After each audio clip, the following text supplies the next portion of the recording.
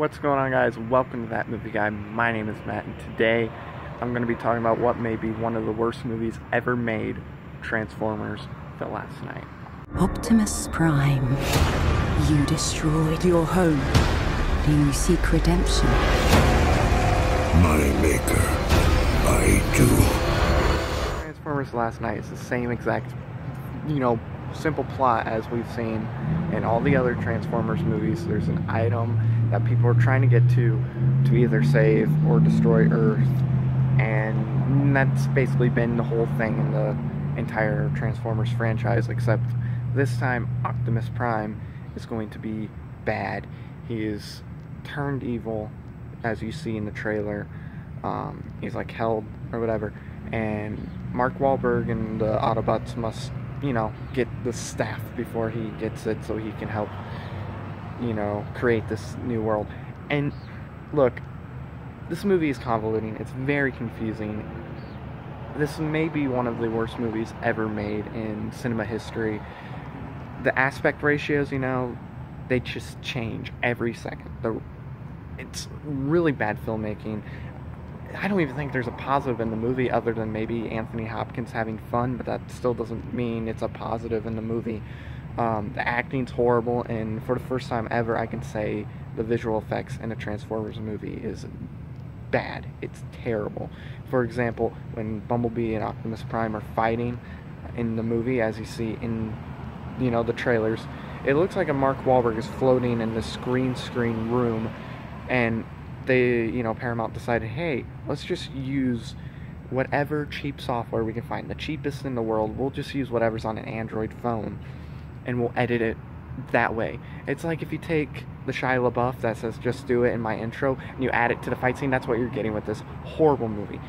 Like I said, acting's terrible, dialogue is horrendous again, and apparently they got this big room of writers to come in. It doesn't show. Either that, or it definitely shows with 30 or 40 people writing this movie. You do not do that. I don't care if you have the most talented people in the world. Get two. Get like that Nolan brother and Stephen DeKnight or something, and have those two write the movie. And then get Bay out, because Bay is going to ruin the script either way, because his directing is terrible. The action is horrible in the movie, and it doesn't look good. I guess the positive for some people is there's no over-sexualizing the female in the movie. Mark Wahlberg, like I said, he's being Mark Wahlberg. They got this girl to play, the lead girl in the movie. There's the 15-year-old girl, she's horrible, but then there's also this British 99-cent, Megan Fox in the movie, and she's terrible in the movie as well, but she can't really do anything. Anthony Hopkins doesn't care. He didn't even know what was going on in the movie. He said in an interview, he cannot tell you what the movie's about, and I can't tell you what it's about in its entirety, because there's like this King Arthur stuff that gets thrown in, and that's kind of tied into the overall story, but I can't really tell you what it's about. The acting's terrible, the jokes are bad, action's terrible, it's horribly shot, it's horribly lit at times too. This literally looks like something a 14-year-old kid would film in his mom's basement if she had a bunch of green screens, and if he had money he could get Mark Wahlberg in it.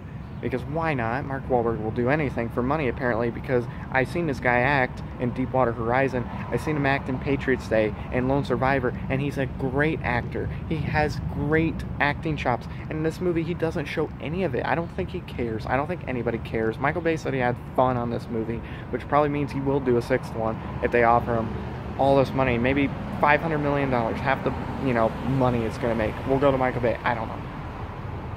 I can't tell you to go see this movie.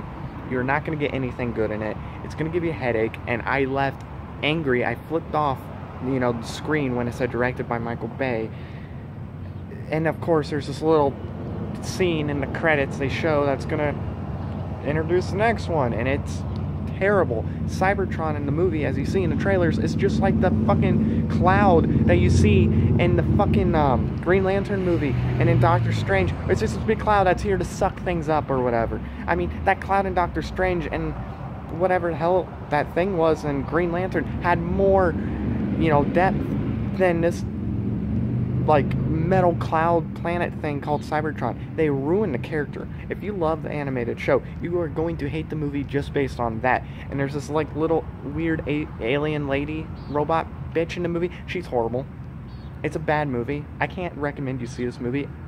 I gotta give it a 0. A 0 out of 5 stars. I've never done that as far as reviewing movies. This is one of the worst movies I've ever seen. It's 2.5 hours of just... That's all it is. It's Michael Bay jacking off and coming on the fans. That's all it is. So don't go see this movie.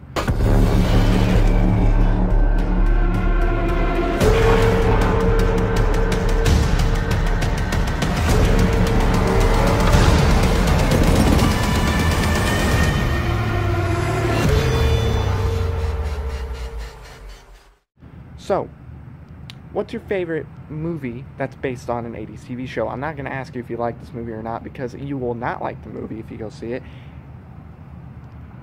Let me know. Subscribe if you're new. Hopefully I don't hate a movie as much as this anymore, but if you enjoy it, cool. Maybe I'll watch other horrible movies, like this hot, steaming pile of garbage. So click the bell, I guess, if you want to stay updated. We'll let you know when I upload. If I go live, if I ever do that one day, maybe I will, to answer questions if it ever gets to that point. It probably won't, but whatever. So just comment, like the video if you liked it. If you didn't, whatever. Dislike it. It's better than the Transformers movie, so at least there's that. I got that going for me, right? Thank you very much for watching. I've been Matt, and I'll see you next time. Bye.